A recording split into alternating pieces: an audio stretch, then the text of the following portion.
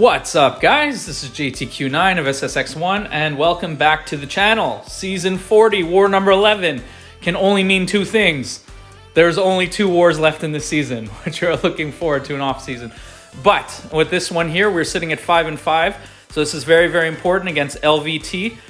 Shout out to them. We have a lot of friends over in that area, and on that alliance. And it's always tough going up against friends, but anyways, we need to take care of business, and this is what we're gonna do. So again, I've got a couple of fights this war. I think I have three fights again this war. Some slightly different ones. I've got Ma here, which is first. Elected to, I could have either brought in, because I have a blade fight after this as well with Spot, but I could have brought in the Stark synergy for the danger sense, for the extra potency, or to bring in the torch kind of synergy, which gives me the ability that when Thing is at kind of 50 or sorry max rock stacks, that any additional rock stack he would gain converts immediately into a fury. So you're going to see a couple points where I'm either just taking it easy, paying attention to the falter here, just trying to build up some furies as well. I think for one of them, I ended up throwing the SP1 just to kind of expedite the process a little bit. But for the most part, I knew time was an issue. His health bar was going down. He wasn't doing all that much damage against me. I was using the block as much as possible, as you could see, just like that, without even throwing an SP1 or anything like that, or even parrying. I was able to get my rock stacks up to 60, which means now he's going to be hitting much, much harder. I was very fortunate as well. I didn't take any degen on this. Did have the chance to knock him down a couple times, but felt like I was in really, really good control of this particular fight. And like as I was going through it, didn't feel any risk at all. So when I initially was assigned these fights, I was a little bit nervous, which is why I brought Torch in for Thing, because I was like, you know what? Just having that little extra insurance of building up those rock stats faster, so the fight doesn't have to last as long doesn't have to last longer. So, and that's what was good. So here you've seen me take Spot 7-8 times this time. So again, start with the APB1, build to the SP2, launch it with the power back boosts already back there, and just like that, the fight is basically over. So 18-second fight again. I know it's not very good content when you're trying to make a video and keep people entertained and whatnot, but hey, you know what? Why mess with a good formula, with a good recipe? So now this long shot going in, I was like, you know what? Okay, I know one eye open is on there. It's hazard shift, so I'm taking it with Thing, so I'm not worried about either bleed or shock.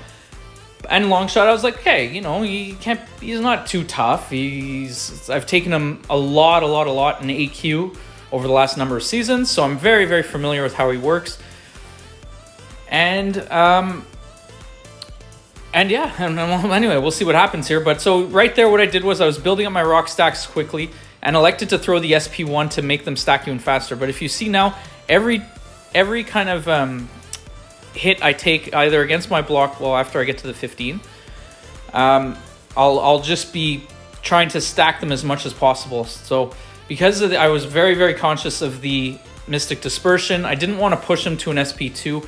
And here I know you don't want to necessarily hit into his block all that often because of the, was it Faint of Heart or Heart of Gold, or anyway, I forget what it's called, but I should know this. God, I have him at R4 and use them a decent amount of times, but anyway, I digress.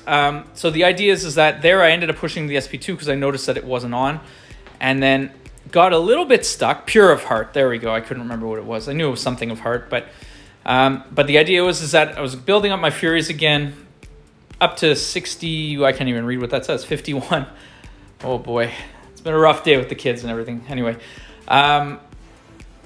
so I was just getting a little cornered, but not too concerned. And the block damage I was taking wasn't a ton. And then elected to, when I got up to the 60 kind of furies, got a little bit cornered. I was starting to get a little bit nervous, and I was like, oh, you know what? He's down to like 30 some odd health left. What I'm going to do is I'm going to throw the SP3 and hopefully it kills him. Of course, it didn't. So when he woke up from that, I was like, okay, perfect. He's got 2 bars of power, no Pure of Heart. and we're going to be able to be fine. And then he hits 2 into mine. I had a couple of debuffs expire, and he hits an SP3, as you just saw before. But fortunately, it did very little damage, and the fact that it did very little damage prior to protection being up, because I rewatched it a bunch of times and I didn't even trigger protection before the SP3. So fortunately that kicked in, because I very easily could have died. But anyways, all this is in this one here, our battle group ended up with 1 death only versus their 2. So we performed very, very well, and we ended up taking the war, which was nice. So we're now sitting at 6-5 on the season. Again, shout out to a lot of the guys that are over there.